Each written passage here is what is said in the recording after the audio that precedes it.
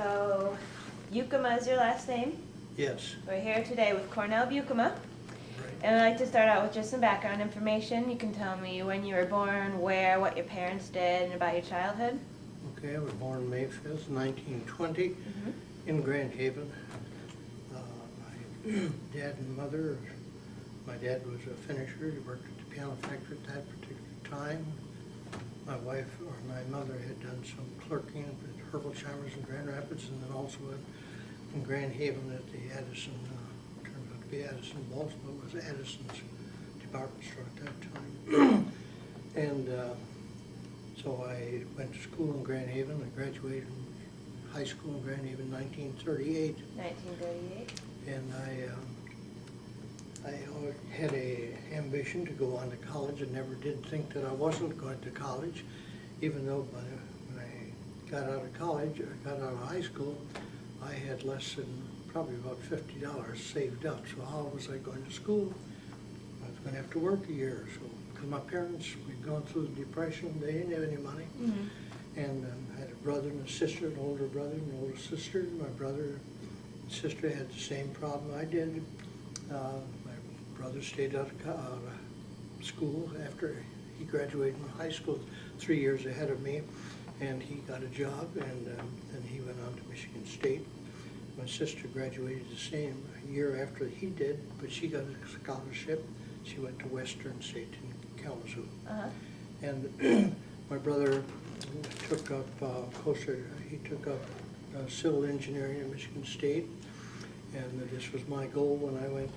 I was going to go to take up civil engineering as well. He also took up ROTC, which we were all supposed to take the first couple of years.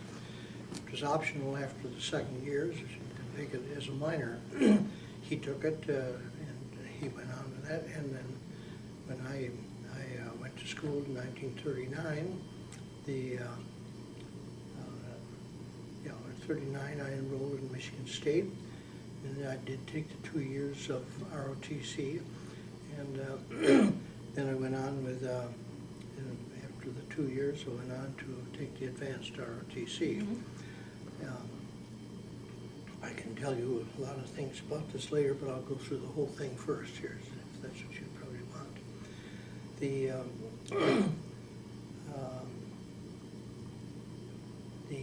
After I graduated from Michigan State in 1943, I was supposed to have gotten a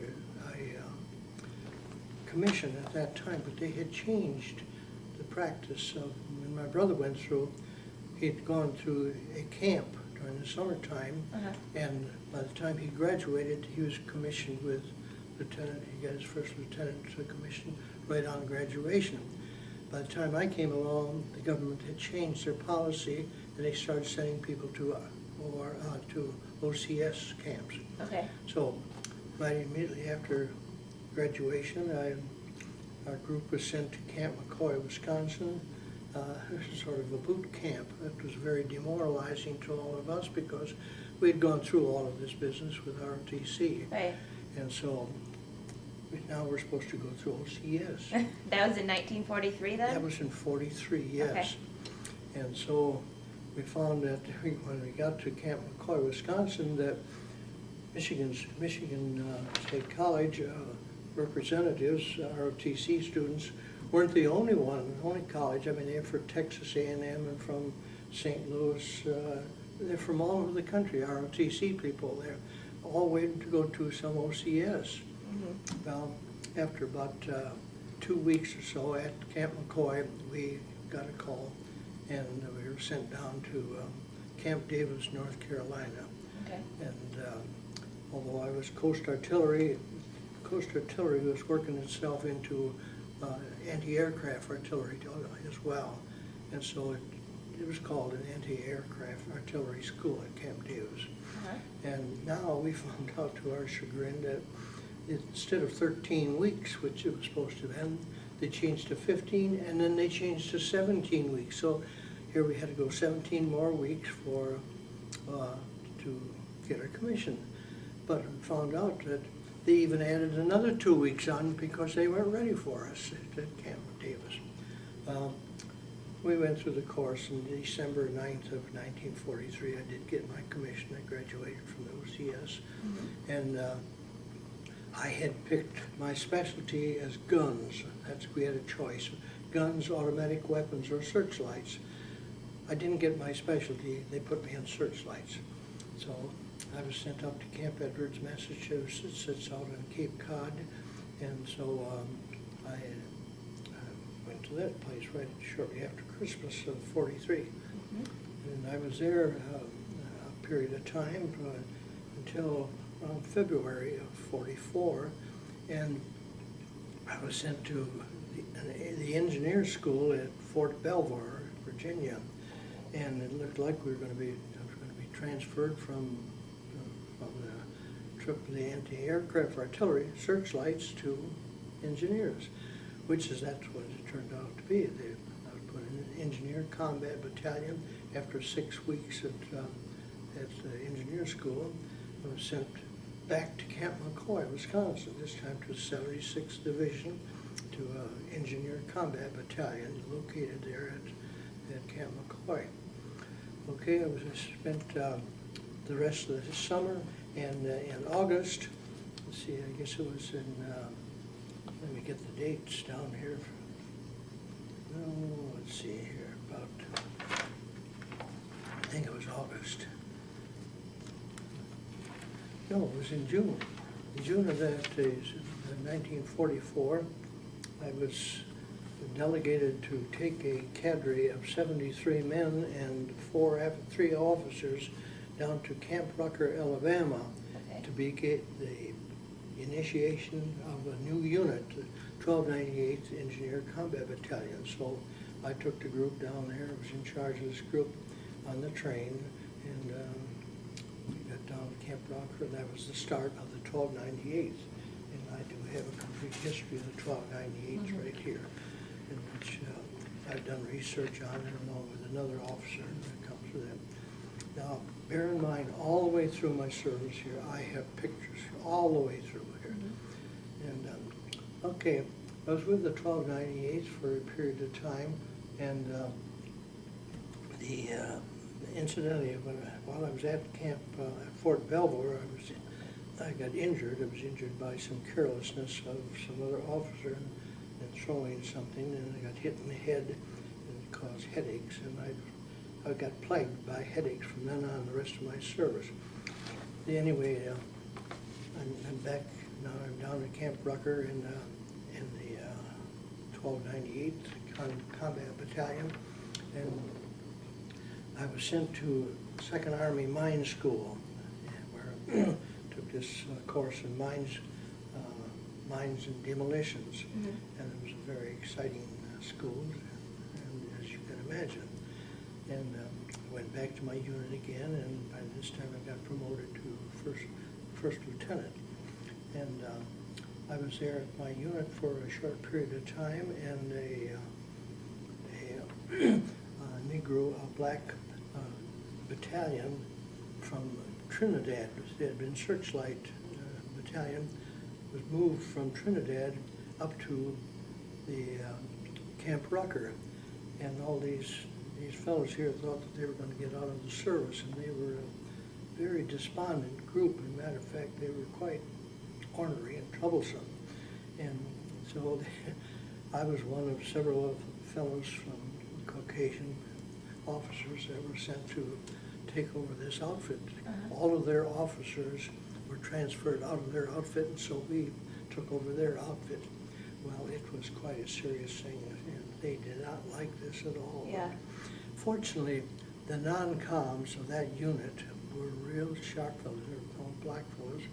They were real sharp, and boy, they just told us, "Don't worry, we'll watch over this thing," and they did.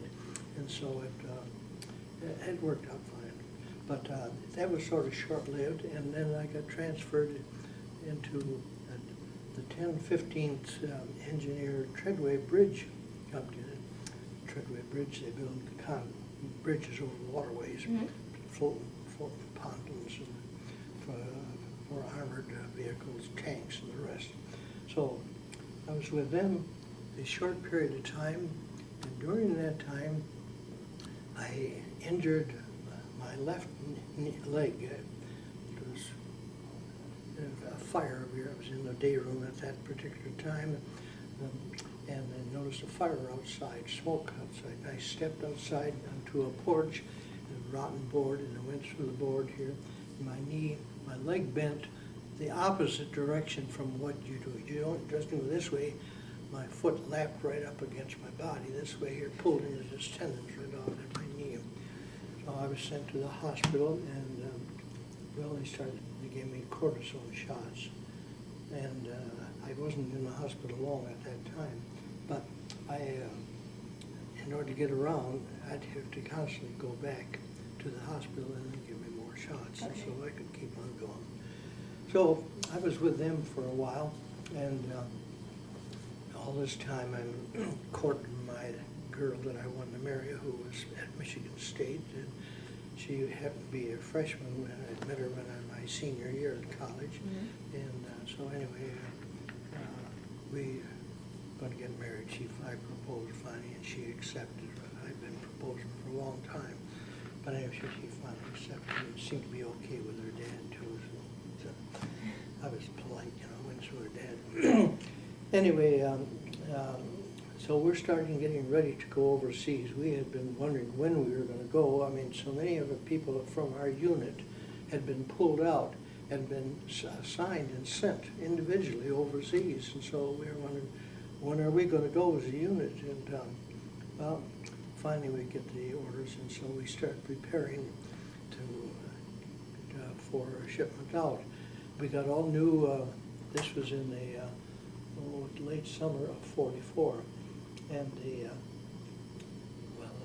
was just around the spring of '44, and we got called on flood duty in the White River, Arkansas. There was a big flood up in Arkansas, and the levees were threatened there, and so our unit, even though we were all preparing for overseas duty, they sent us all up to the White River of Arkansas.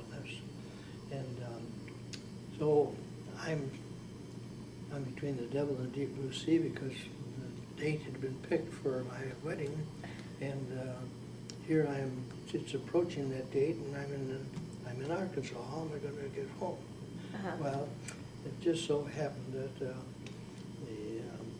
the water started receding, and they shipped us back to our unit, and I had to leave already ahead of time, spoken for, and okayed, and so I left from, I had gone to Shelby. All of us from Rucker had moved over to Camp Shelby, Mississippi by this time, near Hattiesburg. And so we got back to Shelby, and so now they were ready to go out, but I'd gotten married, and now we're packing everything up for real. And we finally, in July of 1945, we left and went by train up to Minneapolis, and then across the country to Portland. Mm-hmm. Portland, Vancouver Barracks by Portland.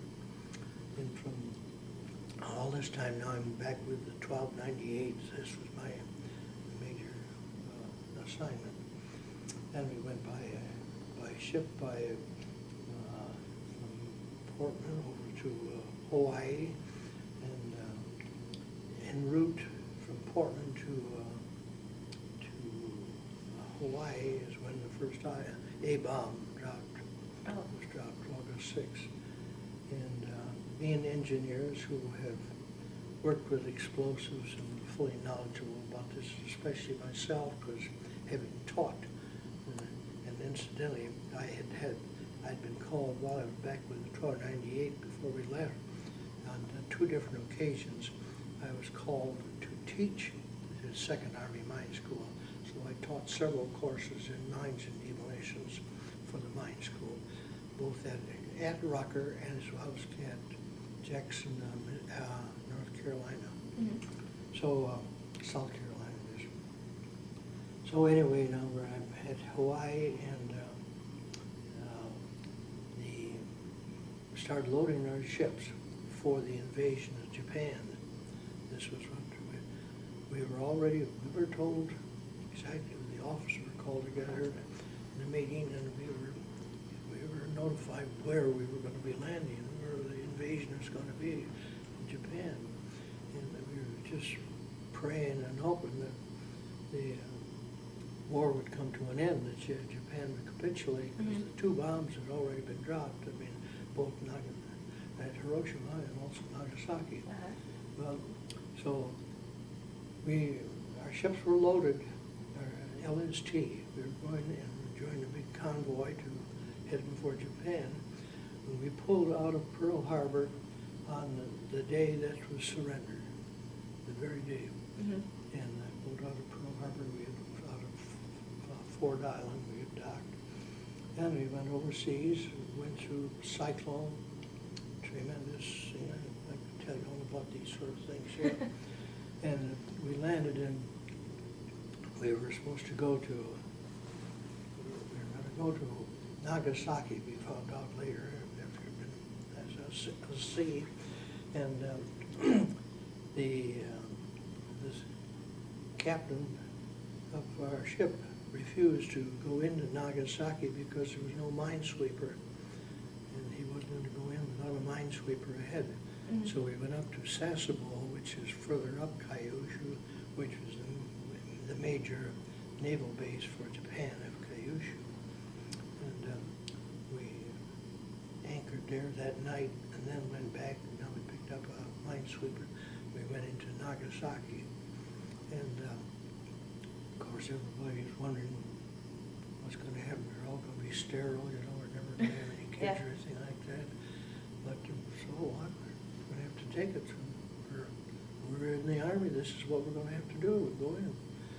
So we went in, and as we went in, we didn't notice too much damage in this one area as we approached it here.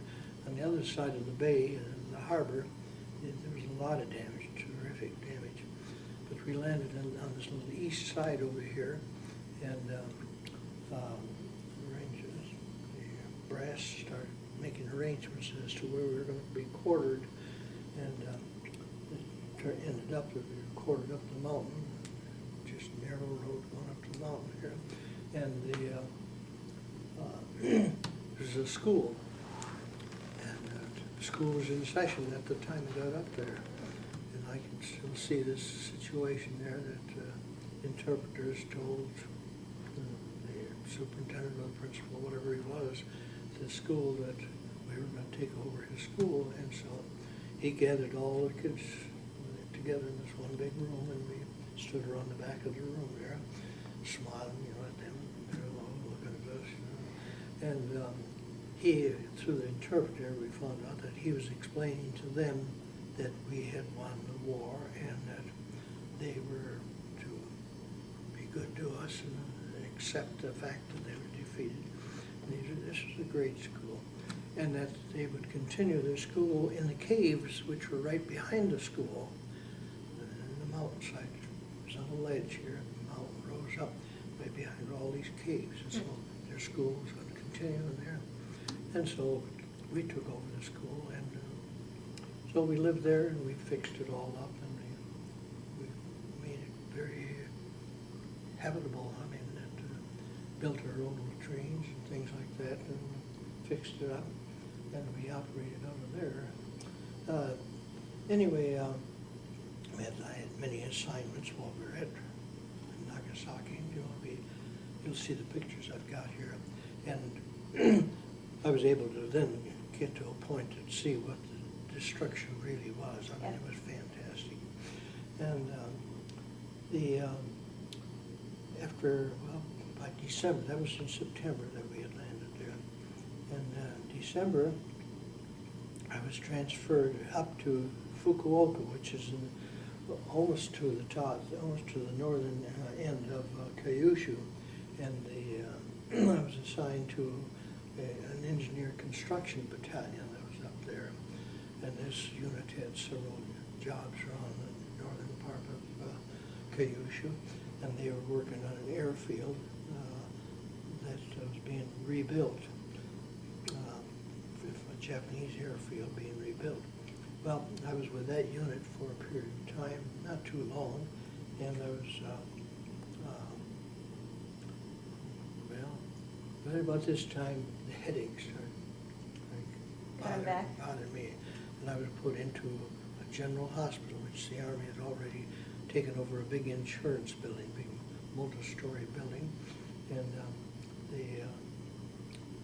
was put in this hospital. I was there about 3 weeks in that hospital. My headaches were continuous.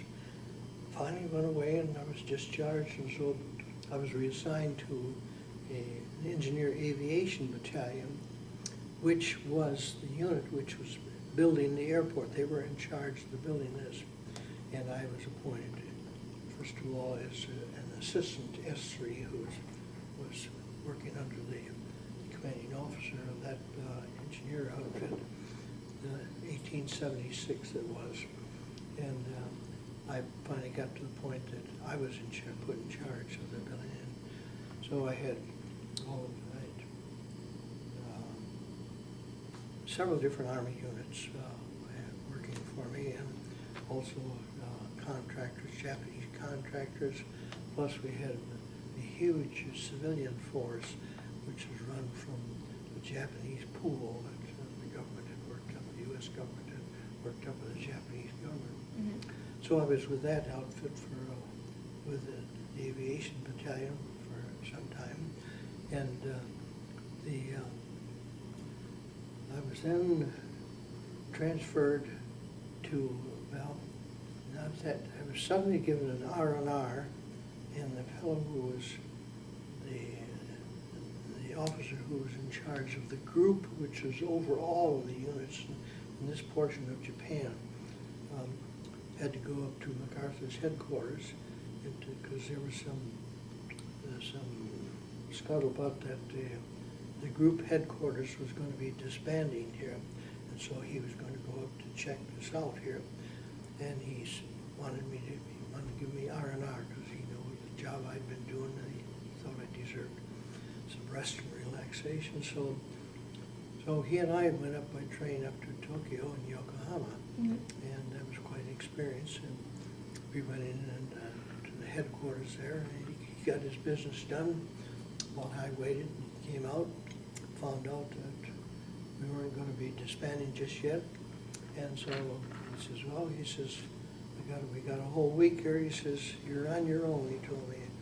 And so I was on my own. I contacted a cousin of mine who happened to be in Tokyo on a different unit, mm-hmm. at that time, and so he got the time off, the rest of the week off, and so I spent the week seeing Tokyo and Yokohama, and visited the Diet building, that's the government building, and visited a zoo that was there.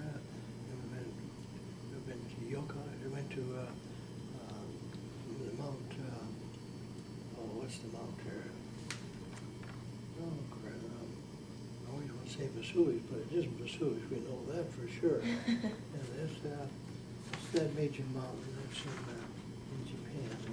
It's not Fuji, is it? What? Fuji? It's Fujiyama. Yeah, and so even we climbed it as high as we could with the Jeep, and until the Jeep got stuck. The roads just go up like that. Finally, the Jeep couldn't go any higher, so we were up probably about better than 3/4 the way up. But so that was interesting. I got pictures. So we came back to my unit after that week here, and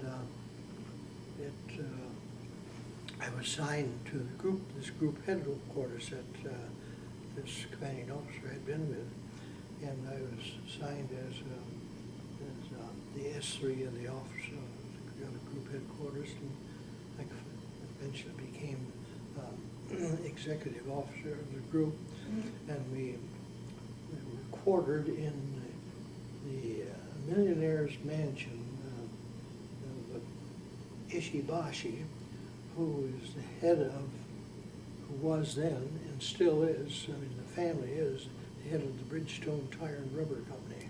Okay. And so I got the pictures of his home and so yeah, it's right here. It's just a mansion, and I lived there with it. And I got to know the family very well, and we chummed around quite a bit.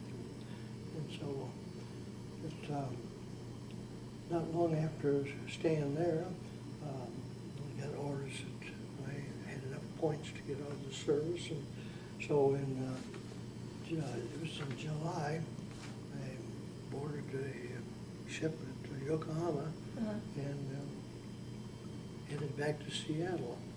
And it was an interesting thing on the way back.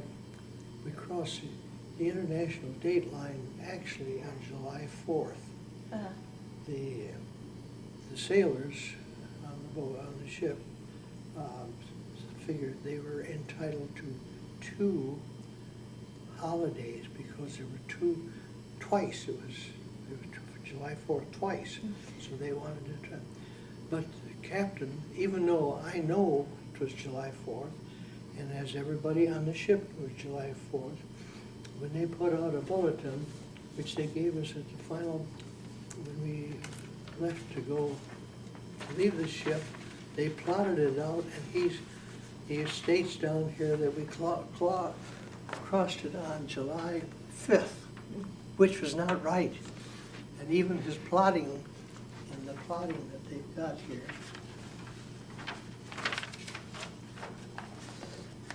there's one sheet right here, if I take, see right here, they cross the thing right here, it shows that he crossed it on the 4th, so they plotted it correctly, but they labeled it.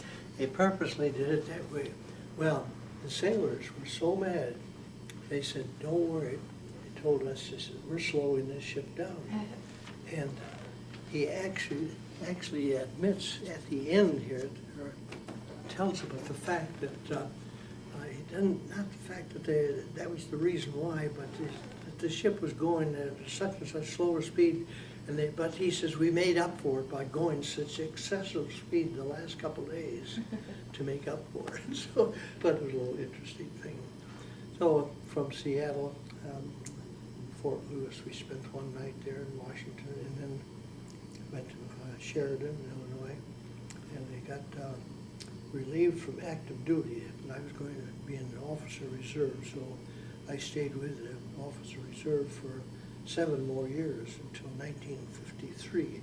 That was in Lansing. I stayed in the officer reserve in Lansing. I was assigned a company commander of a couple of companies there, and training different troops in Lansing for that period of time. Did you have to train people that were going to the Korean War? Different people, you mean? Mm-hmm. Yeah, there were different people who were in the Reserve Corps, and I got a little disgusted that here I was putting in more time than they were. They were all getting paid. I was even having to make out their pay vouchers all the time, but I got nothing. I mean, they weren't paying the officers anything, but the GIs were all getting paid. So I said, heck with it, I'm getting out of the reserve. Yeah. And so I asked for it. Discharge, and I got a discharge in 1953, and so that's the end of my Army career. What did you do after that? How's that? What did you do after your time in the Army then? Just, all I got was done with discharge papers. Yeah, I got all that stuff. But where did you start working, go back with your wife, have kids? After, what did I do after that? Yeah. Oh, yeah. Well, I'd gotten a job with as soon as I returned to the States, into Lansing, Michigan. I'd go to Lansing where my wife was, and I'd gotten a job with the Michigan Highway Department, Michigan State Highway Department at that time. And so I stayed with them, with the Highway Department, until 1970, and I retired in 1970 after about 34 years, 33 and a half years with the Highway Department. And so we moved over here to a place that happened to be in the family on the North Shore, and so rebuilt the place, and we moved over here in 1970. And, yeah, right after I retired, so that's back here. So that is a quick rundown of the whole thing. I have the whole thing done. I don't know if you'd like to have a copy of this. Oh, yeah, one. definitely. Here's a complete outline Okay. right here of everything, right, with all the dates, Great, thank you. I would like to show you some of the pictures. Yeah, I'm going to pause this real quick and take it off the stand. This is a scrapbook which I had been given on graduation. And anyway, I kept interesting things all the way through, little family pictures here, things like that. And then, little different officers that were in my OCS group right here. And then today, one of the officers that I had in OCS, which was, OCS was very severe, very regimented to me, and much more than I found out that other OCS schools were. Ours was very rigid. And this one fellow, Lieutenant Corey, his name right here, and we called him the Black Knight. He was black, dark complexion, but I think he was from the mid-east, but strictly GI, oh boy. But the funny part of it is that after I got out of the service, I found out that he had come from Lansing, Michigan. We're not going right back to him. And I met him there in Lansing, and everything fine and dandy, nice guy now. Before he wasn't a nice guy. I even went to, when he died, and I even went to his funeral. Okay. But anyway, it was quite interesting. But anyway, so I got, lots of different familiar phrases that we had, different expressions that all the way through OCS that we used, and which like this, that guy says, that is not good. Like when many times you'd hear that. And another expression was hot poop, higher pay help. They always refer to the hired pay help. Gentleman, mister. These are expressions that they had come at it in sarcastic to us, You will never have no trouble. no trouble whatsoever. That was one of his favorites here. And delinquencies, not gigs. That's what the officer was saying. Gentlemen, I suggest, or I will know the reason why. If you got two, turn one in. These different things that come along. Settle down, dress is right. If you've got two, you got to use them alternately. Little expressions which, to me, I remember them. They're so vivid in my mind right there. Things are pretty tough all over. We will be the best of the smallest platoon. So anyway, these are sort of things that I just love to hang on to. It. So I've got these different pictures and different letters here. And these are different fellows that were in my class in OCS right here. They all signed it here. This right here, the layout, there we had to have that thing just like that.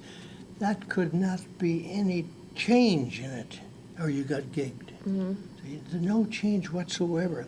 You could have nothing extra at camp, just this GI stuff. If you had anything extra, it was in a barracks bag in a room which you couldn't touch. Okay. So that's how we had to have that right there. And this is just the layout of the bed. That's how every night, every morning, you had to make up your bed like this. That's the way it had to be. Just perfect like that. If you didn't have it that way, you got kicked. These are all at OCS. Never so often they'd throw an inspection on us. And so we were forever GI in the barracks. And one of our fellows, one of the classmates would go out and get a couple of gallons of chloride water, just throw it on the floor. And bare feet, so we didn't get any athlete's feet. I mean, we were puddling around in this right on the floor. I don't know if it leaked down to the next floor. We didn't care. We just cleaned the floor with that with mops. So anyway, that was one kind of inspection. Another kind of inspection was a rifle inspection. We had one gold digger in our class.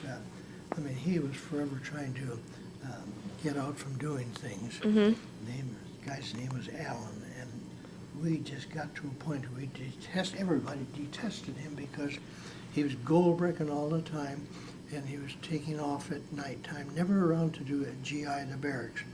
Well, this one night, that evening, we found out that we were going to have a rifle inspection the next morning. So, what happened, we all got our rifles all clean and everything, and then one of our fellows who's in charge of locking up the rifles every night in the rifle rack, he locked it up. This kid would come, he'd stay out all evening till late, and then he'd come back in and sneak in. We could hear him come back. And in the dark, absolutely dark, all lights off, you couldn't have any light on anything. And so somebody called, Alan, we're going to have a rifle inspection in the morning. Oh, no. Well, so then he started begging the fellow who had the key to unlock his thing. Oh, no, he said, I'm not going to do it. It's locked up. He says, you were gone. Tough luck. And so he goes over in the dark, because we wouldn't even let him use a flashlight. And he found his rifle, and he's poking the ramrod down in the dark in the rack, trying to clean his rifle. Well, he didn't get to do it done. The next morning, first thing, we had a rifle inspection. We all stood there, But the bird dog got to Alan's rifle, and he looked through that thing. Oh, you should have heard him blow his top at Alan. He flunked out. He did. They flunked him out. And afterwards, I mean, that last week in school, the bird dogs got sort of human with us, and they sat down with us in the barracks and said, what did you guys have against Alan? And we told him because of the gold bricking he did all the time, he would never be with us and things. So they understood it, but they'd already kicked him out of school. So Yeah. He never got his commission. Probably a good thing. Yeah, but the school put out this is their regular little book they put out for everybody, got right here. So we were a class of 83 right there. And that's when we were commissioned, 1943. So that was neat, yeah. So anyway, in this book then, this is my diary. That's a complete diary of entries made all through my career while in the States. Okay. Everything is right in here. This happened to be a letter from my brother who went up to General Bradley's headquarters. And this is Hitler's stationery, right here. This is a letter from Hitler's stationery, and then also right there. That's cool. So it says he was got up to Birch's garden there. But I corresponded with many people all through my service here, not only to my wife, and lots of telegrams. Okay, here are a bunch of pictures which I've got here. These are through the States. Okay. Now, while we were in ROTC, one of the things that impressed me the most was the parades, the dress parades that we had. Now, when I first went into ROTC my freshman year, we got a uniform for free. Going into the second year, I mean, this advanced last 2 years, you had to buy your own dress uniform. So, okay, now here's a picture right here. Can you pull it a little bit closer?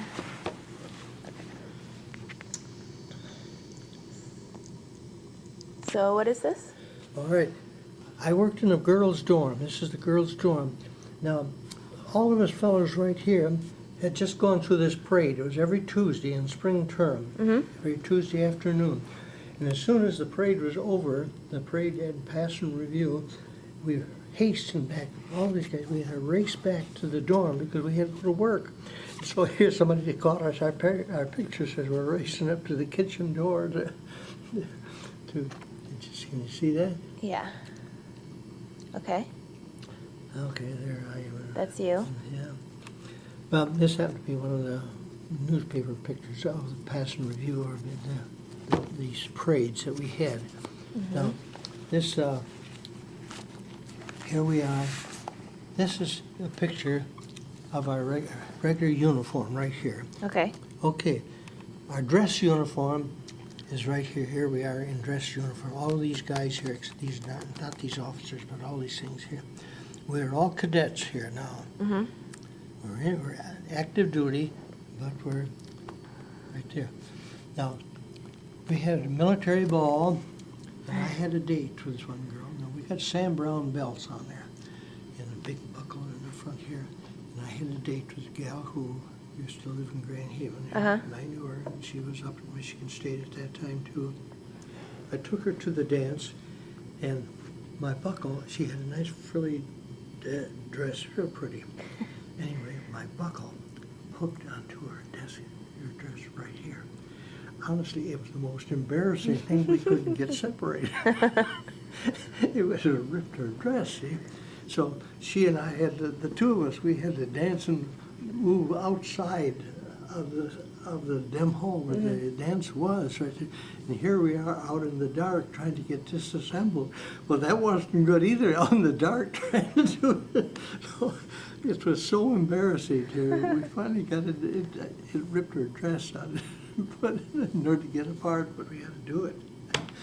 But anyway, those passing reviews were really something. My brother, I have a picture of this now, I guess now, but my brother was cadet colonel his senior year, and he led all of us ROTC people in these passing review things. And the Michigan State Band always played the music for it, and they always played Washington Post, Sousa, John Philip Sousa's Washington Post march. This is common. It's a common music for passing review of these big parades that they have, and I've been in many of them. And these are just pictures that, well, these happen to be school, but I was on leave at this time. That happened to be my sister, I think. But I'll get into some more military. Okay, now I'm going to Camp McCoy right here. Right here? All right, this is, no, that's the home ec building at Michigan State. But here's Camp McCoy. We're at Camp McCoy right here. I'm an officer there. No, this is OCS. I'm at OCS here. Okay. Yeah. These are all OCS pictures right here. See it? Outside the barracks that we lived in. Okay. And there's some marching.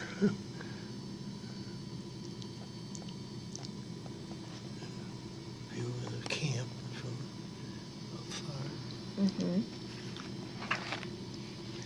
Here it shows inside, and you can see that pattern. You notice how that Oh, right. how that piled up, and here's the. Okay. Let's see. And what are these? We had fights. I mean, this is this was training. We all had to go through this, toss each other around and things like that, and fight. So that's what we're doing. Different holds, take body holds, you know. Okay. And here we are lined up for chow down. That's a chow line. And here we're lined up for a weekend, waiting for a bus to take us to go into town or something like that. Now, there was a Salvation Army USO club here. And so I found that place on Wrightsville Beach. And so several weekends I would go there and spend the night there, and different officers would go with me. Mm-hmm. And I could make records there, send them home. So I made their 45 RPM records, and I would do that and send them. I still got them at home. Okay. And just some pictures there at that USO. And here we're back at the camp. We're doing a long hike right there. Okay. And we'd have to go on 18-mile hikes and stuff like that. And here, there's fighting here, gunnery with infiltration course and stuff like that. Okay. And that's a chow line during a bivouac out in the field. Okay, now we're on, this is one of these passing reviews that we have at OCS. Okay. You all spit and polish, boy. You couldn't have any dust on your uniform or shoes or anything. Same thing over here? Yeah. Okay. And that's our graduation. It rained like heck while we were standing in the rain getting our graduation. Mm-hmm.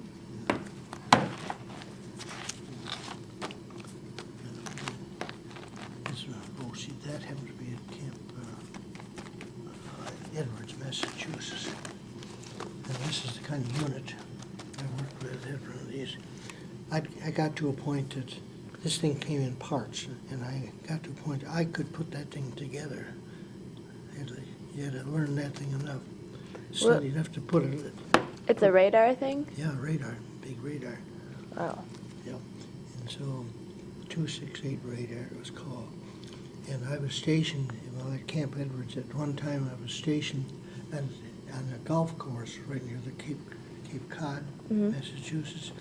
I'd lay in my bunk with the tent flap open, and I would operate the searchlight from this thing here. Would send signals to the searchlight, and then I would operate this searchlight and pick up the planes. It was on the Eastern Seaboard Defense. It was. But these are just a bunch of pictures on leave. Okay. Going home on leave. All right, now we're at Camp McCoy. These are all Camp McCoy, Wisconsin pictures. That's me right here. Mm-hmm. And I'm inspecting the guys, the troops had to put up their tents for inspection, so. Okay. And there's some water problems with crossing floating bridges and stuff like that, and that's. Were those the bridges that you built? Yeah, we Okay. built those, yeah. Yeah, these are my men doing it. Mm-hmm. And then we had the fighting out in village fighting and things like that. That's what this is, Nazi village fighting. And so we're using live bullets. Mm-hmm. And this thing right here. And then I'm instructing the course there. And several times I had to operate the range firing here in the pits. Okay. Wife. I got time off to, that's my graduation from Then when I taught it, I was teaching mine school at Rucker now, right here, and we blew up this truck right here, and that was part of the course we had to do. And so, Okay.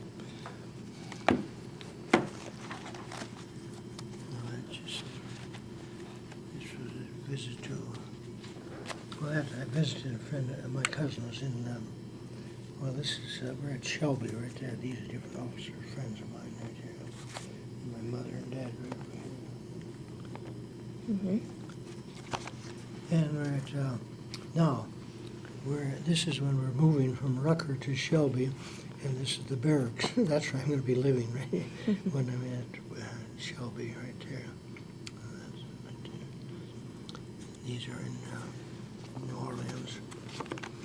Now, when we went on flood duty, we had people driving, as I mentioned to you, that we'd got all new equipment and we had to go to Arkansas.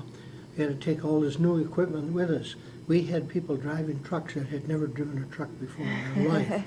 And they had driven a car but never driven a truck. And so everybody was driving trucks that we could find. Because we had double amount of the equipment than what we normally would have had, see? This outfit here took out a bridge in Arkansas, a great big truss bridge. It's a huge bridge. That's on the main highway in Arkansas. Took the whole bridge out right there. You can see it right there. And you can see part of the truss right here. There's a big river, the White River. Well, that was the first project that wasn't my company. It was another company. And so the first thing that they had to do after they took the bridge out is they had to build a pontoon roadway around there for the highway to keep going. Okay. So that was the project. So then I got married. I didn't have a best man. I didn't have any ushers, and so after I came from the service, flew from the service to East Lansing, here. My wife and I walked the streets trying to find somebody to be the best man, and I ran into a friend of mine who on the streets and asked him if he'd be my best man. Yeah, he would. I found two other friends, they'd be ushers. Well, the second usher, the one usher showed up. The other guy didn't show up. And the reason he didn't show up, and I didn't figure it out for years, was I never told him where the wedding was going to be. And his daughter-in-law is now president of Michigan State University. Wow. Ted Simon's daughter-in-law. So I contacted him about several months ago, and he remembered it, that I hadn't told him where the wedding was going to be. Oh, that was my sister's boy. Okay. I don't have any boys. I had four daughters. Now at Shelby, so we're on different projects here. This is a bridge we built. This is the Bailey Bridge. We built it. We built lots of these. So how long would it take to build something like that? Oh, we could put something like that up in a day. Nope. Yeah, that's a very strong bridge. And then we did a lot of this, and fighting, city fighting, did that. I ran these infiltration courses many times right here. I took particular enjoyment out of, I would always have to set up where the explosives were going to be, but I would set off these explosives from a place where I was in charge, and I had many generals go through my course, and they'd be crawling through the mud right here, and I'd particularly take enjoyment out of when one get close to a point where I did have an explosive, I'd shoot it off right here, so really mud him up. But they had, you go through the infiltration course, you stay down low. If you raised your head, you'd get your head blown right off. You had to stay down low. Because they were live bullets being shot right over their heads all the time. And these are more of my pictures. Now, this is the kind of footbridge that we were disassembling right here. It's at Fort Belvoir when this one idiot officer threw this big heavy clamp over his head, over his shoulder, and hit me, and that's what knocked me out. But that was the kind of a bridge that we were building at that time. But we put those things up. Many. And here's more making rafts. But these are all projects that we were teaching and doing all the time. So all the way through the service, we're instructed. I'm an instructor. I've had classes. I've had some classes which I'd have an audience of 600 people, 3-hour class. Wow. And I'd have to lecture for 3 hours to them on something like that. So we're at Biloxi, Mississippi. This is just before my wife came down. The last few days before we left, we'd rented this sailboat and gone sailing. And so we're getting ready to go overseas here. And here's one of the last pictures before we left. And my wife accompanied her. She went back. She flew out to the train. They both rode the train, same train together. She got off in Indiana and Phil went into Michigan. That's the last day. The very same day that we took off, we took it off, loading up right here, loading up the train.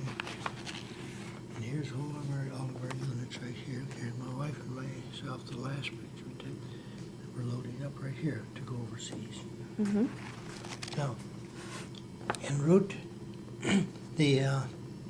do some exercises. Now, we started out with two sections, two train sections from the camp. That's Camp Shelby. There were two train sections. The one section I was in, this one captain, friend, very close friend of mine all the way through the service, he contacted the train man, the conductor on the train, and got an okay from him for himself, the captain, and me to ride the caboose. Okay. And so we got up in the caboose, and we were watching for hot boxes all the time. And we stopped the train. We did see one, and we stopped the train. And they had to run back and put out a flare to stop the second section, warn them that there was a train stopped ahead of them.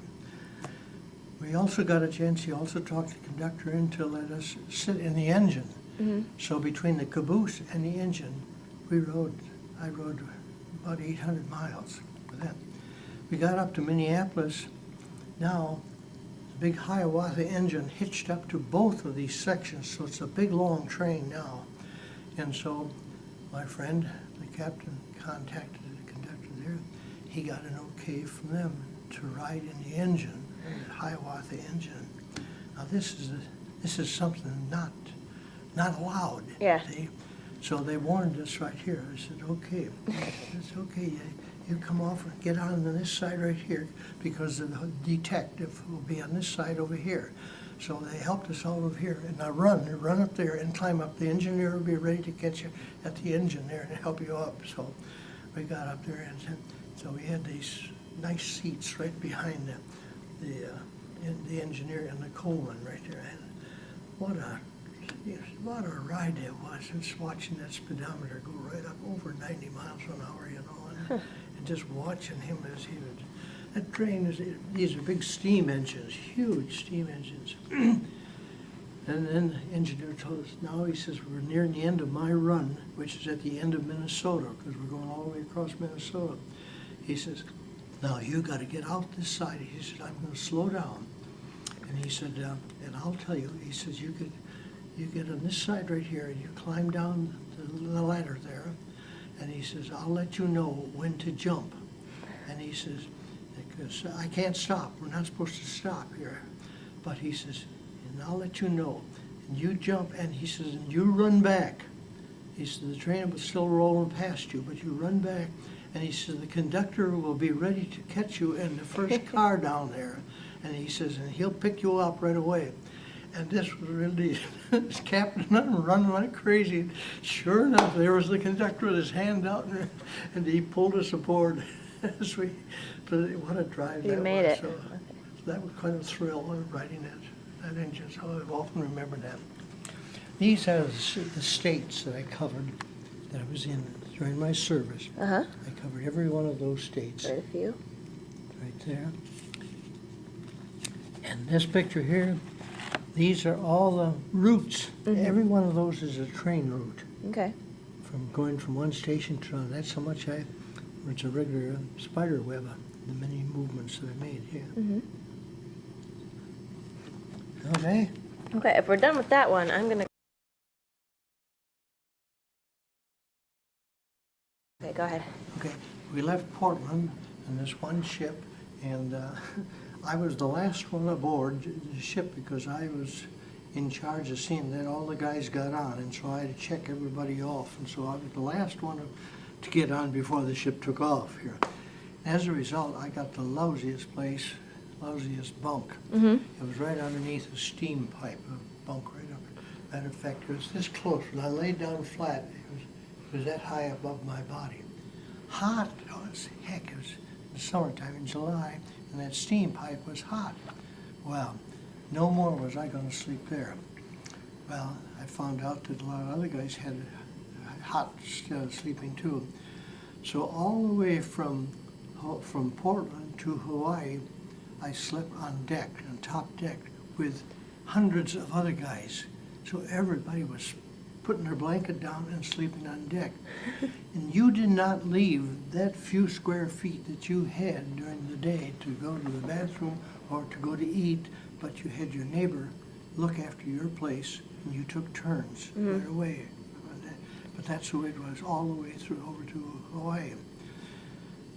All this time, the flying fish are landing on us. How big were they? They're about that long. And the air was just full of these flying fish there. And they'd zoom and they'd land on the deck right on top of us. It's amazing. I had always heard about flying fish, but I never saw them That's like that weird. before. But you just look and it looked like bullets going by you and they land on you. So anyway, we had to endure this all the way over. Our ship, our trek to Hawaii, of course, Japanese had not surrendered yet, but it was all done at nighttime, no lights, absolutely no lights whatsoever, and any kind of calls from our ship to another was all done by these special lights that they had, that they flash messages here. Nothing on the radio could be. But and the garbage was put out at night so that they'd never know where you were the next day. And it was a zigzag. Oh, okay. It zigzagged all the way to Hawaii that way. Okay, we got to Hawaii, and these are kind of tents that they put up in Schofield Barracks here. It's Diamond Head right there. But these right here, it was hotter than blazes. And at nighttime, it was all mosquitoes, and so we had a mosquito bar. Each bunk had a big block mosquito bar over it, which you had to sleep under. And you'd go to bed, well, it was still light, because if you waited until dark, the mosquitoes were already in there, see? So you wanted to go to bed before the mosquitoes got going. So I was afraid. All right, so we visited Diamond Head, and we visited Waikiki Beach, and I played around there. And the officers had a little chance to play around, so different scenes we had. Okay. And so we rented a sailboat out of and I'm not there yet. But just some more views around Hawaii. That's all. Honolulu. We rented this big sailboat and went sailing out, and it was a lot of fun right there. The porpoises playing around right with us. So then we loaded on an LST. These are the officers in the LST. Now, you've seen the LST up Muskegon, have you? I haven't.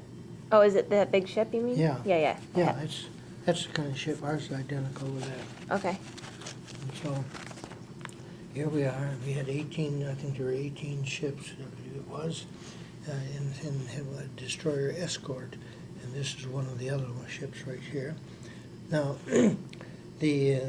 passed the time away in there had good quarters, nice bunk, real nice bunk, and in the officers' quarters, and we had an officer mess there. The food was good, and we had nice fresh water too, and played bridge, played chess and stuff like that. But one of the sailors showed me that up on the prow of the ship there was a hatch, which he opened up, and you could go down this ladder inside there, and this is the prow of the ship. I mean, like this, and you have a great big vertical thing over here, so you have a triangular solid right here. Okay, down at the bottom, because the doors don't fit completely tight, water was coming in, it was like a sheath of water here. So down at the bottom, you had water that was over 3 foot deep. I had a swimming pool, so almost all the way to Japan, I'd go every day. No one knew I was down there. I'd open up this hatch, I'd climb down this ladder, and I'd swim around in this little private swimming pool, and the water was just wonderful, and that sheath of water, it was beautiful. So anyway, I'm standing, well, I'm on the gun tub.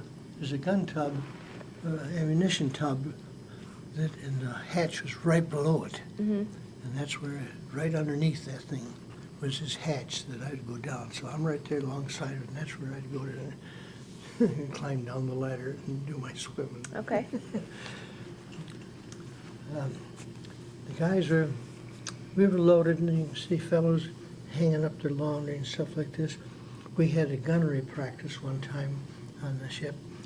Had the fellows get out their rifles and carbines and just let them shoot off the stern of the ship. Well, what had happened is the sailors showed our guys how they did their laundry. They would drag big long lines, they'd tie their clothes onto big long lines, and then we'd be dragging them maybe 50 to 75 yards behind the ship, and the clothes would get washed this way. So we had gunnery practice. Our guys, they started shooting at this clothes. The sailors are pulling them in like crazy. Well, for a long period of time after we were at Nagasaki, after we landed, sailors were still around there. They were running around with clothes with holes in them. It was so obvious what had happened. Now, here are the troops. We had a movie every night. See, the war's over here. The Japs have surrendered. We're en route to Nagasaki. Up in the forward part here, all these GIs are sitting here, and we gave them little lectures right at this point here too. But they would sit there and they'd watch the movie.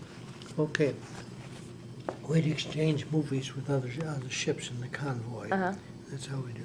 And here's what it looked like from the bridge, where the captain was looking down on it. See all of our trucks on here? Down below, deck was all the other rest of our units right on here. This is the stern right here, stern gun tub. And there was a couple of other ships. This is where we were supposed to land in the invasion. We were to go with the 2nd, 3rd, and the 5th Marine Divisions in the 1298th. This is where the planned. I do have a book at home which is very much in detail, right down to the official details of our landing, of what we were supposed to do, invasion of Japan. I have that at home. So we're going to be going up to Nagasaki here. And as I mentioned, I went up to Sasebo. There's Sasebo there because we didn't have the minesweeper. So we came back to there. Now, all right. This is Nagasaki right here.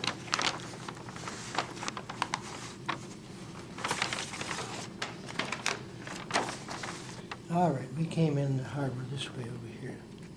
Coming in this way here. All right, and we're going to be, I gotta find my pencil marks on here.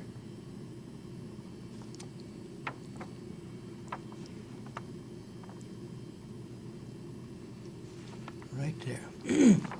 All right, we landed right here. We landed right where that is, right there.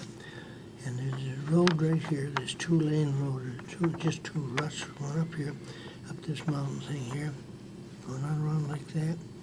And here is this plateau, and that school was right L-shaped right there. These are all mountains like here, cliff right here, and their tunnels where they went into their schools, right behind the school. But this is the area we went to, right there. Okay. Now, we didn't see much damage here. Later, we said, this is really bad. This is the worst. This is all knocked out right here. This is knocked out right here by the A-bomb. The A-bomb went off right above this thing here, right above. And you could see the radiation. You could see the radiation lines on the ground going out right, so you knew exactly where it went. Where it went off. All these radiation lines went out like this, right from there. All right, so here, this is right where we landed, right here. This was across the, over here. Okay. Here's our ship. This is our ship here, H-70. Now, the GI, the Navy guys in this ship knew the guys on this one. This is H-71. Mm-hmm. This was a strange coincidence. Yeah. We came from Hawaii. They came from down the Philippines area. They hadn't seen each other until they had bid each other goodbye when both ships were launched about the same time at Cairo, Illinois, and went down the Mississippi the year or so before. And that's when they had last seen each other, these guys, these sailors. So it was quite a reunion for the two guys right there. Mm-hmm.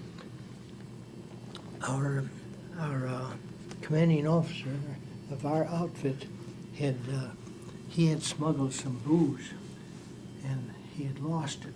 He never got it ashore, and to this day he never found out whatever happened to it.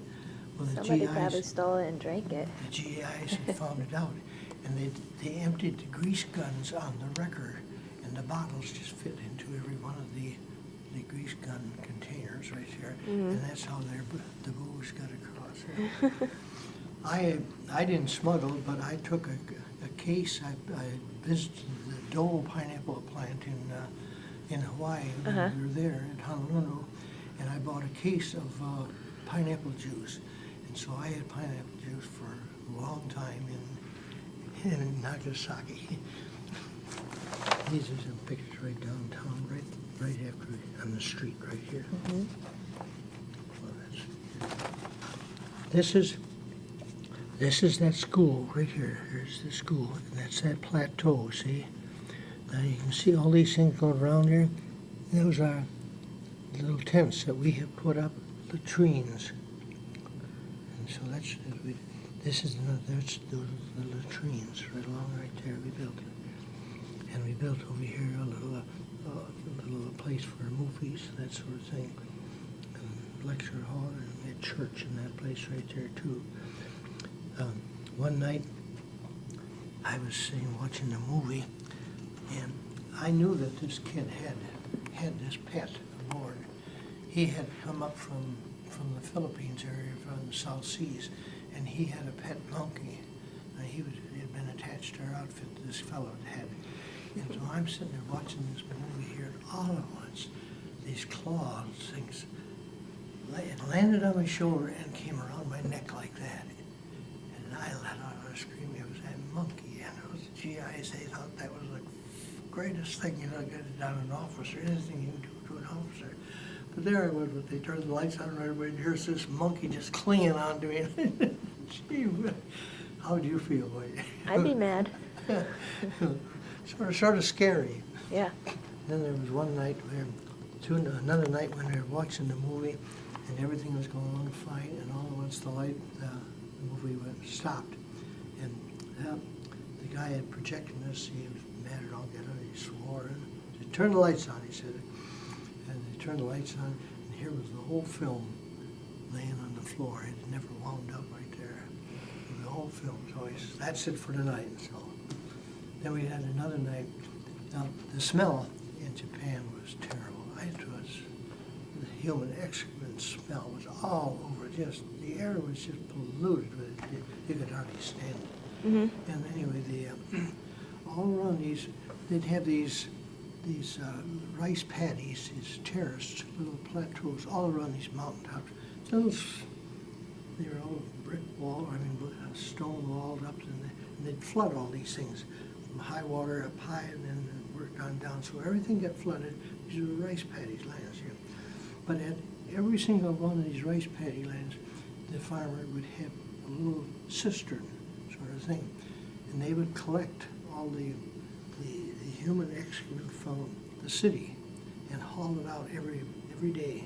There was a load out, and they'd dump it in these cisterns, and they'd ladle it out on the crops, hand ladle it.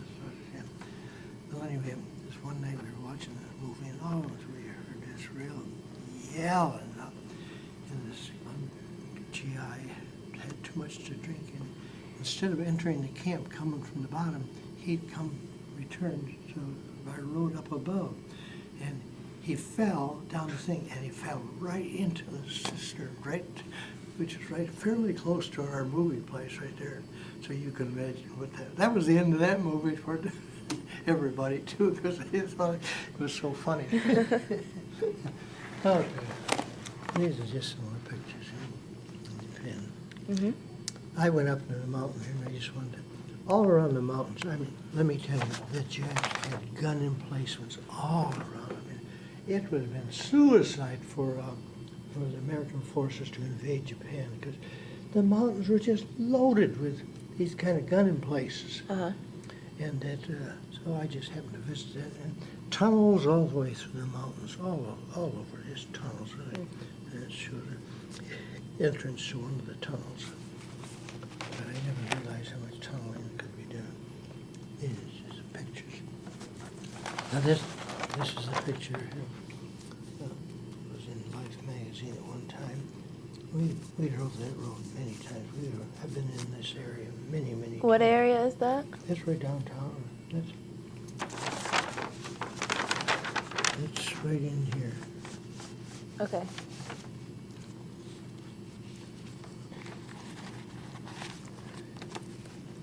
And this right here, there I am. This is in a hospital. I can point it to a hospital right there. This was nurse that found. And when we got there, I mean, I can still remember there was one pinnacle of a mountain. Oh, must have been about better than 50 feet high, all bones, all skeletons and bones. Wow. There's a big cave down this end, this north end here, right in here. Mm-hmm. It doesn't show it here. This was a United States map, our government Army map, but right here, this is a huge factory in this mountain, a huge factory, big tunnels going all the way through and then tied this way here. This is one of the entrances into that tunnel, into that factory. And I got several mementos of that factory. Here it shows some of the.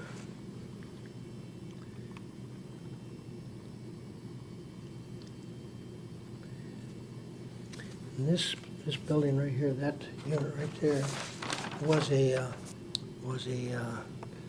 place where they were developing submarines and small submarines and things. So I got these from that place there. Had a great big basin, long basin with water. I mean, and that's where they. Okay.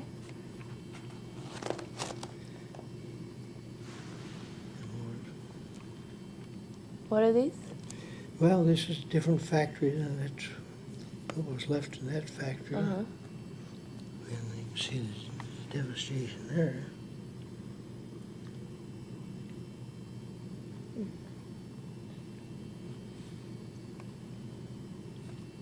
Okay.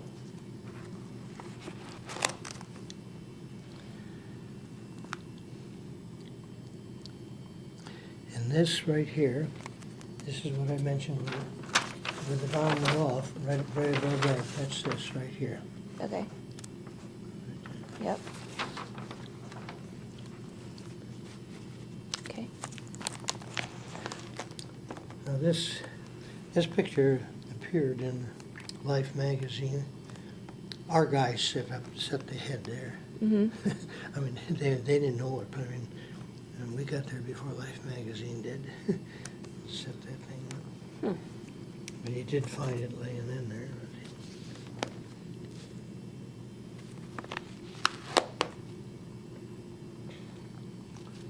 This bridge had been taken out. It's right in here. Okay. We had to rebuild a bridge. We had to build a bridge there.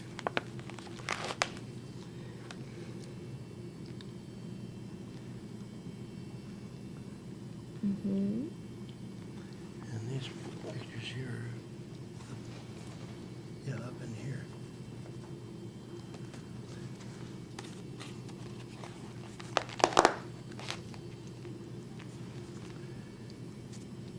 was our encampment. Here comes a truck coming up our in road right there. As you can see, I documented everything here by writing all the stuff down there, so. Mm-hmm.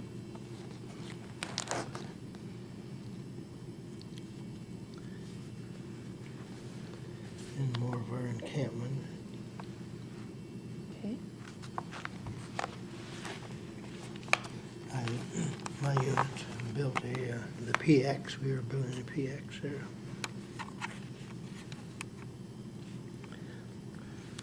And I was sent out on an assignment at quite a bit north of Nagasaki because this bridge needed to be strengthened because a big convoy, heavy convoy of Marines was going to go over that bridge.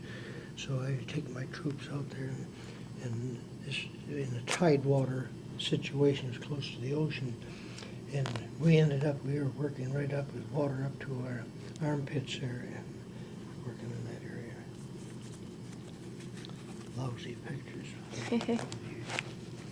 Here's a better picture of our encampment right there. This was Meteorological Hill right here. Okay. Now see, we're looking down, you're looking right down from that area, right down through here.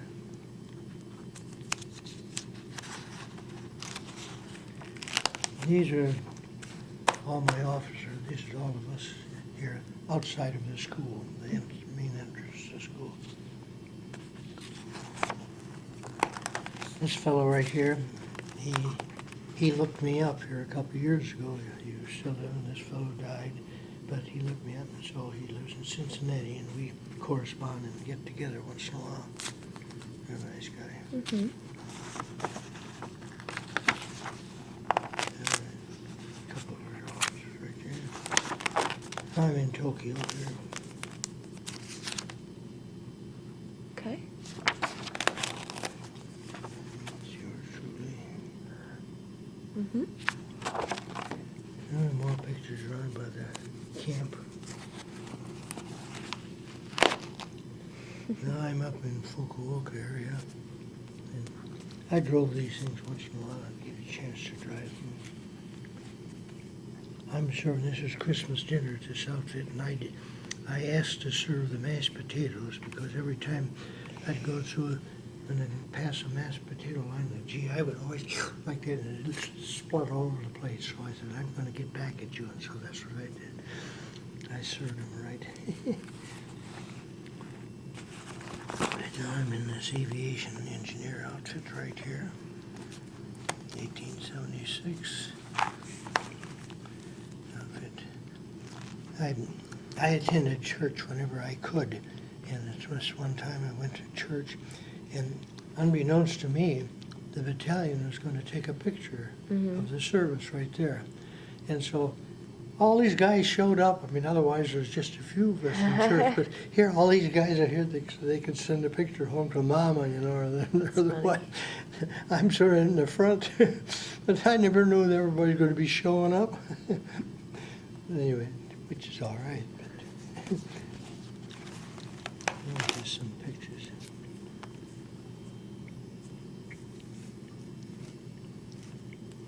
She's making little coal things of coal dust. They make a little pack it all up. Mm-hmm. It's one of the few silos you'll see in Japan. And scaffolding.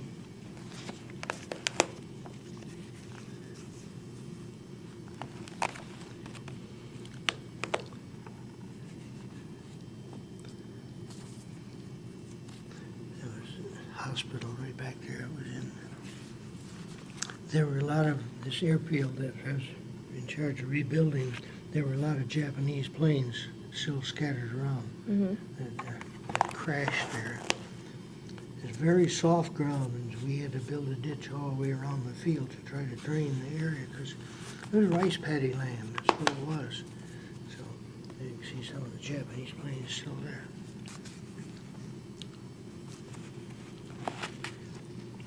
So here you can see these are some of the Japanese pool workers who are working there too. They come by trucks. So we'd have a couple thousand of these working out there by hand. Pardon me. Here's Bailey Bridge. I mentioned that here. And put in a culvert pipe. And we had to bring in stone, limestone from the mountains. It came in by train, and then it was trucked to the site. And different dump truck outfits. There was one black driver outfit, truck drivers. They went through the town. You know, they raised the dump box, and the trucks have a canopy that goes over the hood of the thing, so that when they load up, it doesn't fall down on the top of the truck. Mm-hmm. But anyway, this guy had raised the boom up, the truck up, and he had forgotten to lower the thing, and he goes right down this main street of this town, on the outskirts of Fukuoka, took out all of the power lines. It was just a regular 4th of July going on, all the sparks, everything. It was a nightmare what was going on up there.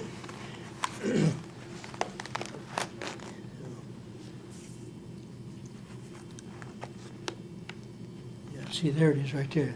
That's the way he drove through town. And that thing up there, and you can just imagine, he just peeled all those wires right out. So they're dumping the fine stuff on the field. So these are some of the pictures of things.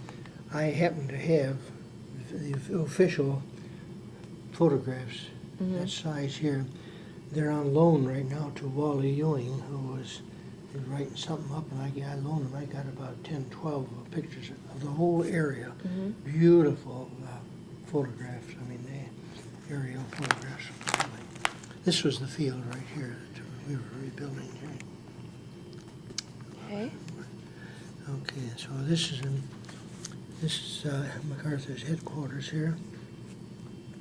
It's right across from the entrance.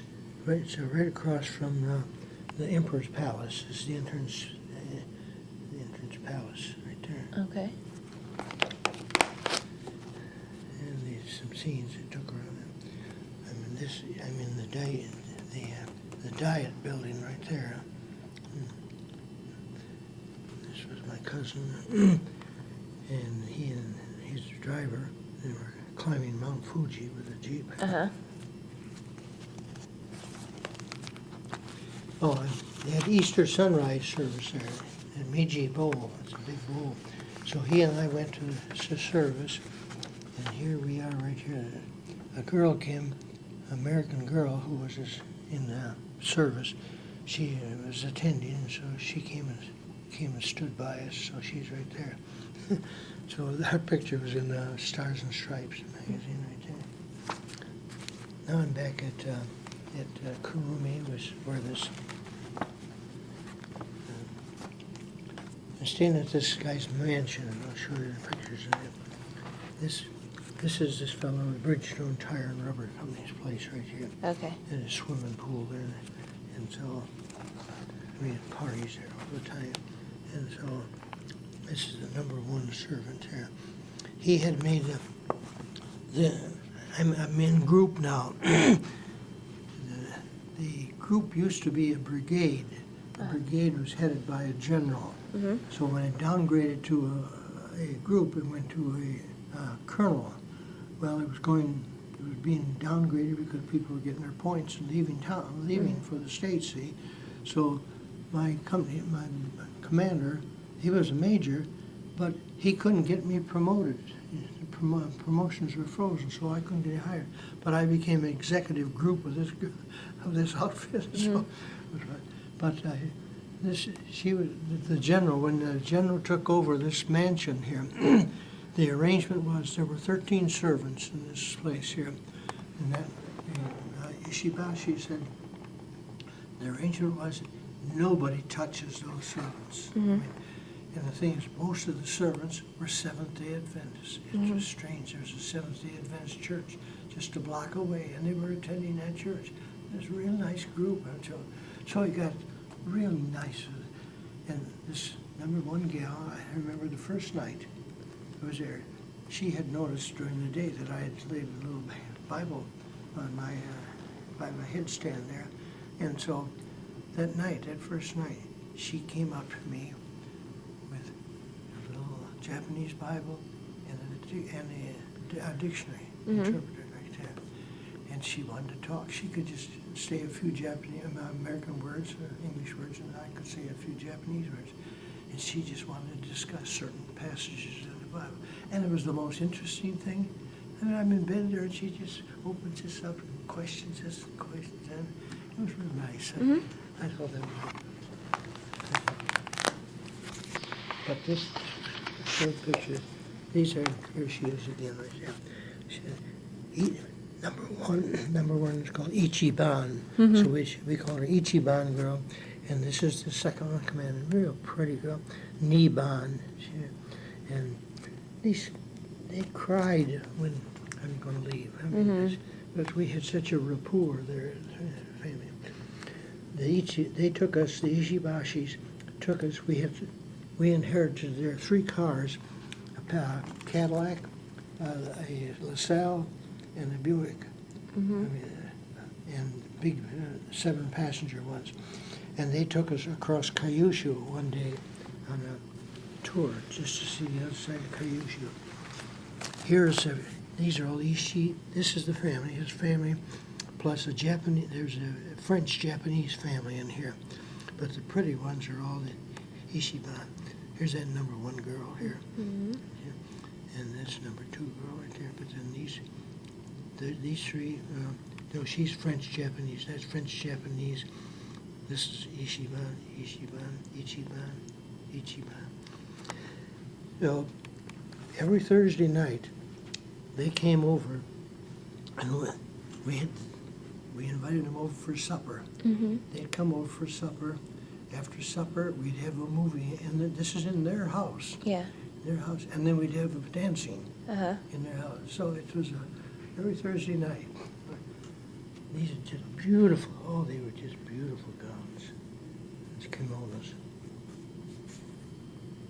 Okay. Here's the family again. There's the Ishibans, and that's the French family.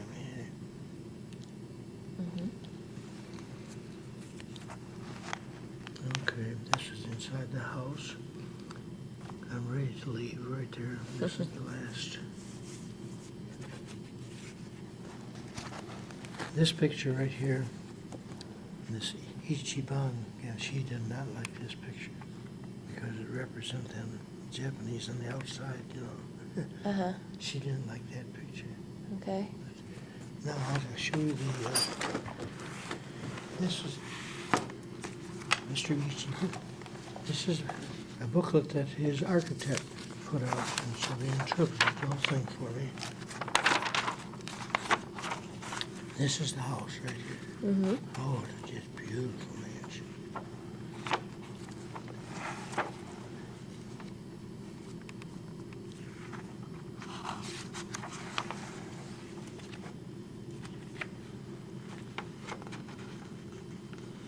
Swimming pool was over here. And when we were there, everything was grown up much more than it is here right now. Everything around the place there was bombed out. This, nothing. It's in excellent shape.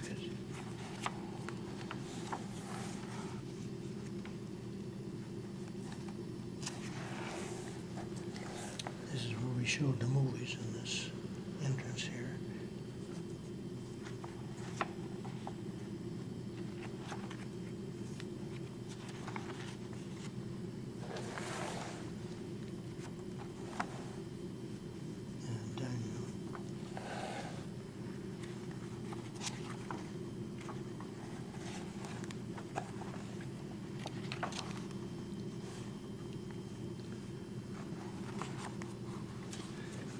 Typical bedroom.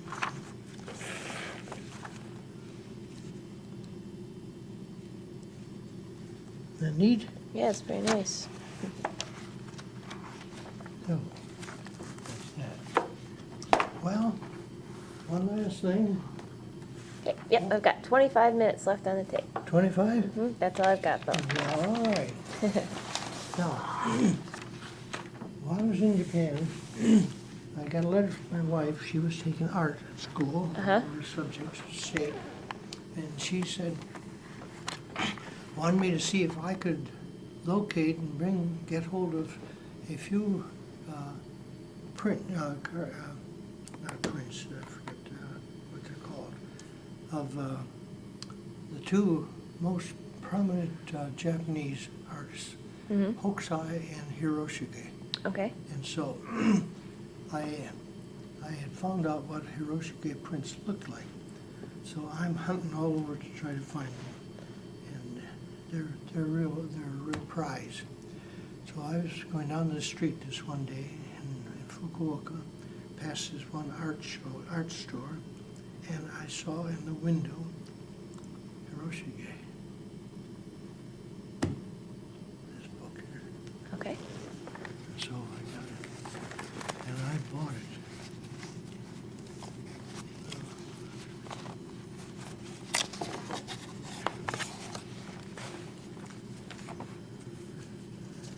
This happened to be somebody sent me a print later in the United States here. Mm-hmm.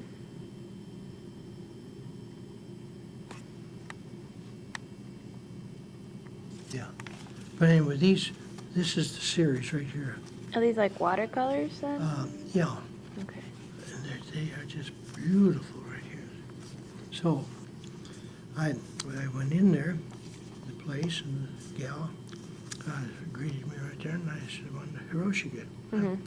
Well, I pointed, wanted that right there. She didn't want to sell me this. I said, no, I want to buy that. She didn't want to sell me. She wanted to keep that there, I guess. So she tried to sell me some other print. I said, no, Hokusai, Hiroshige. Hokusai, Hiroshige. She couldn't understand my English. So she went in the back room, and she got the boss man. And he came out and bowed to me. I told him, Hiroshige, Hokusai, aso. And he beckoned for me to come in the back room. I went in the back room, and here, sitting around this one big table, high table, with a whole lot of prints laying on the table, were these three other fellows. And he and these three were all examining these prints here, right here. And so he announced to them, Hiroshige, Hokusai, and then something else which I didn't understand. Oh, boy, they were wide-eyed. They recognized that here was an art connoisseur. I mean, I'm really somebody who knows, which I didn't, of course. So then the boss man goes to a drawer, and he pulls out of this drawer big lace. Oh, all three of them. Yeah, look, yeah. Brings out another one. Oh. Well, he hauled out about 20 pictures. Uh-huh. And these guys are going nuts seeing all these pictures. They just couldn't get over it. This guy's collection, these pictures. So he got them all there. Then after I looked them all, I indicated them, buy him, how much? He rolled them all up nicely and tied them in a nice ribbon around it. Dozo. Free. He gave them all to me. Wow. And when these three guys heard him say that, they just about went, oh. But anyway, we got them and we have them in our home. That's cool. They are beautiful. They're big. And they're much more colorful on this right here. Yeah.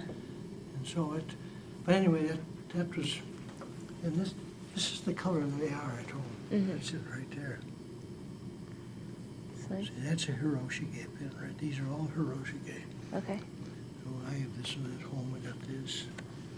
I got many of them in here. But they're really nice. So that was quite an experience. Yeah. So that's one thing I brought home with me was I brought some, this is an engineering book right here. handbook in Japanese. Mhm. All the tables. It's quite interesting because we have Americans in English. We have the identical book, but in English. Yeah. See, so it's quite interesting seeing all these. These are things that an engineer works with, and all the tricks. So I brought those home with me too. Mhm. So those, and these are the kind of books that, of course, I worked with when I was with teaching explosive demolition. So, I mean, had to identify all these different kinds of explosives and be able to set them up. Routes of communications, bridges here, different kinds of bridges, Mhm. things like that, and rigging, and tying of knots, and building up gin poles and things like that. So these are just kind of the things that I used in teaching. Mhm. Well, I guess that's about it. I mean, there's got a few things over there, which my dog tags. Uh-huh. So, I guess that's about it. I still could talk an awful lot more, but no need to. Okay. We'll put it in then.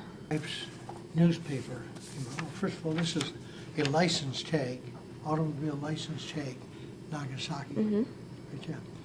But Stars and Stripes puts out a newspaper for the GIs. They had one, of course, in Europe, and then another one in Japan.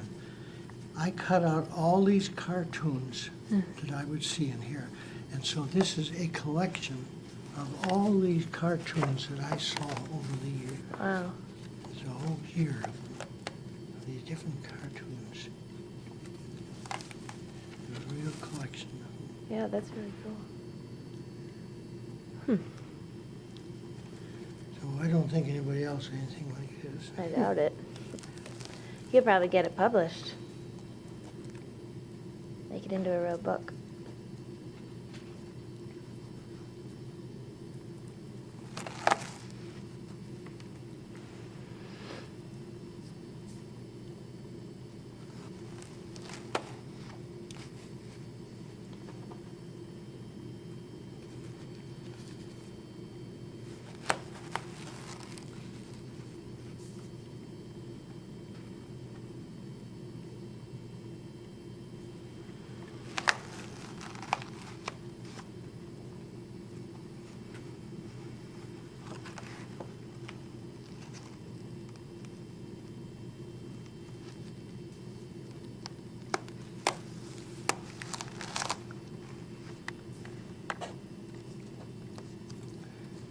Well, anyway, the last one I got here,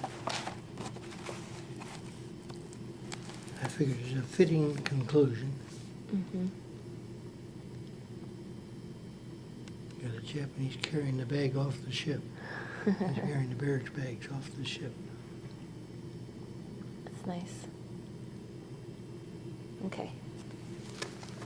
But, yeah, I had a lot of fun collecting them too. But as you can see, I did a lot of record keeping, and as I say, I got diary all the way through, so You got I got quite a a lot collection.